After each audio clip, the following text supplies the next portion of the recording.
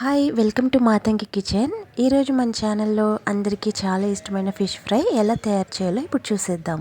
మీలో ఎవరైనా నా ఛానల్ని మొదటిసారి చూస్తుంటే ప్లీజ్ సబ్స్క్రైబ్ చేసుకుని వాచ్ చేయండి. ముందుగా మసాలా ప్రిపేర్ చేసుకుందాం. దీనికోసం 1 స్పూన్ ధనియాల పొడి, 1/2 స్పూన్ జీలకర్ర పొడి, 1/2 స్పూన్ పసుపు, 1.5 స్పూన్ కారం, రుచికి సరిపడా సాల్ట్, అలాగే దీనిలో 1 స్పూన్ అల్లం వెల్లుల్లి పేస్ట్, 1/2 స్పూన్ గరం మసాలా, 2-3 స్పూన్ల ఆయిల్ వేసి ఇదంతా బాగా కలిసేటట్టు కలుపుకోవాలి. ఇది ఇలా కలుపుతున్నప్పుడు డ్రైగా అనిపిస్తే కొద్దిగా ఆయిల్ యాడ్ చేసుకోండి. నేను ఇక్కడ 4 పెద్ద సైజు ముక్కలు తీసుకున్నాను. ఈ 4 ముక్కలకి ఈ మసాలా సరిపోతుంది. ఇలా అన్ని వైపులా మసాలా అంటేటట్లు రాసుకోండి. అన్ని రెసిపీస్లో కంటే కూడా ఫిష్ ఫ్రై చేయడం చాలా ఈజీ అండి.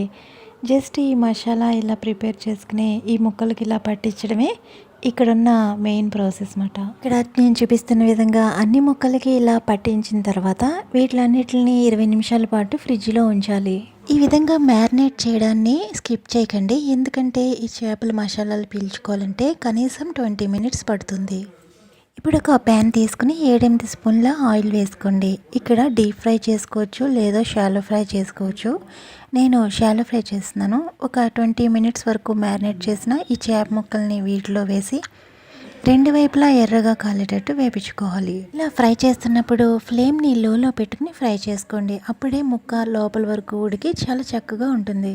ఫ్లేమ్ని మీడియంలో పెట్టి ఫ్రై చేస్తే లోపల ఉడకకుండా పచ్చిపచ్చిగా ఉండిపోతుంది.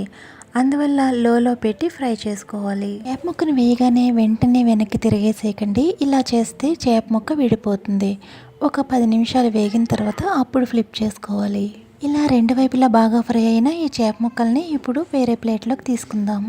ఫిష్ ఫ్రై అన్నది ఎప్పుడూ కూడా నాన్ స్టిక్లో చేస్తేనే చాలా బాగుంటుంది, లేదా ప్యాన్కి బాగా అంటికిపోతాయి.